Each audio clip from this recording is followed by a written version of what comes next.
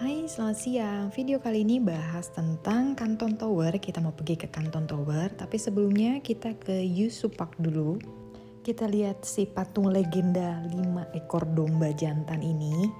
Lalu nanti videonya aku buatkan terpisah dan kita pergi jam 16.30 menuju ke Canton Tower. Setelah turun dari taksi, aku melihat tempat ini kok ramai banget orang-orang. Ternyata tempat ini memang mencuri perhatian. Jadi kita video dulu di tempat tadi, baru kita beli tiket di sini. Untuk pemesanan tiketnya bisa beli online di Klook biasanya, atau bisa beli langsung. Di sini aku beli langsung. Kenapa kita belinya langsung di sini? Karena kita belum yakin sebenarnya hari ini kita mau ke Canton Tower atau enggak. Karena takutnya tuh rame banget. Video ini tanggal 30 Desember 2024. Dan setelah kita mendapatkan tiket, kita naik ke lift, lalu kita disuguhi pemandangan seperti ini. Oh iya, untuk pembayaran tadi tuh ada 3 harga, jadi untuk anak-anak, student, sama adult. Dan untuk yang senior itu tuh udah free kalau kesini. Naik lift sekitar 1 menit, kita langsung keluar ke area ini. Ini adalah area bubble tram, dan tempatnya itu rame banget karena memang si bubble tram ini merupakan tempat yang paling favorit di Canton Tower ini. Selain bubble tram juga ada ini skydrop dan ada juga skywalking di sini dan ada observation deck. Karena kita mau ngejar sunset, jadi kita antri dulu di bubble tram ini. Jadi kita antri itu dari jam 17.50 kita sudah masuk ke area si dalam bubble-nya ini.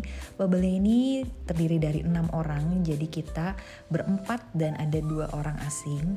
Sebenarnya ada plus minusnya kalau kita campur sama orang asing. Minusnya kita jadi nggak nyaman karena campur sama orang lain, tapi plusnya kita bisa minta tolong foto dan kita gantian untuk foto. Bubble tram ini terdiri dari 16 cabin, jadi semuanya ini ada 16 si buletannya ini, dan kita itu memutar sesuai dengan lintasannya, dan ini tuh jalannya lambat. Lalu kita muter satu lingkaran itu sekitar 20 menit, dan pemandangannya tuh seperti ini. Beruntung banget kita pas-pasan bisa melihat sunset seperti ini. Ada plus minusnya juga kalau misalnya lihat sunset seperti ini, dan kalau malam-malam itu kita bisa lihat city light di bawah. Ini belum nyala semua, dan kalau malam itu lebih bagus lagi. Nanti akan kita lihat city light-nya pas di observation deck.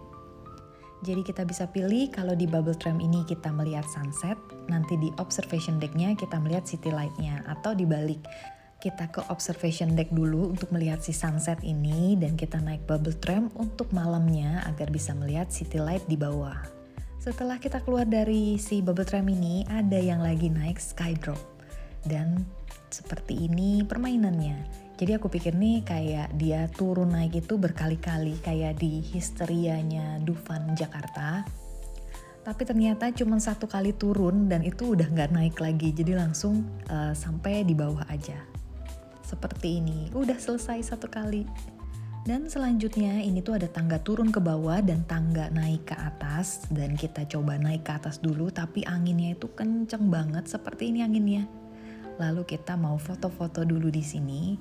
Habis foto-foto di sini kita langsung turun lagi ke bawah, kita mau ke observation deck. Dan di atas itu memang anginnya cukup kencang, jadi cuman foto dan langsung kita masuk ke dalam ruangan ini. Ke ruangan bawah ini kita bisa naik lift atau kita pakai tangga. Kalau aku pilihannya kemarin kita pakai tangga aja karena di lift itu cukup ramai kita ngantrinya. Dan di daerah observation deck ini ada berbagai macam yang jualan makanan dan souvenir-souvenir. Untuk paket yang kita beli tadi itu bubble tram, naik bubble tram, dan kita ke 450 lookout tadi, lalu ke observation ini. Habis itu kita keluar lagi melalui jalan yang tadi, dan kita mau foto dulu di sini, kita mau video di tempat turun taksi tadi, dan baru kita masuk lagi ke dalam. Dan ternyata mallnya itu besar dan banyak tempat restoran-restoran. Kita milih restoran yang ini, kayaknya ini baru buka, jadi kita coba. Ini pilihan dari anak-anak pengen sushi. Karena antriannya cukup panjang, jadi kita ambil nomor, lalu kita keliling dulu di sekitar mall sini. Mallnya seperti ini, areanya cukup banyak area terbuka, dan kita mampir ke Pop Mart dulu. Di sini juga kita cari si Pop Mart yang cloud Angel the Cloud itu nggak dapet juga, kosong juga di sini. Kita dapet si Angel in Cloud itu di kota Changsa. Dan ini adalah tempat makannya. Kita dapet ruangan ini, lalu makanannya kurang lebih seperti ini. Karena ini favorit anak-anak, jadi anak-anak bisa aja dan makan cukup banyak di sushi ini. Lalu setelah makan kita mau ke bagian atas, kita mau ke outdoor yang paling atasnya, dan tempatnya itu seperti ini, rame banget orang-orang.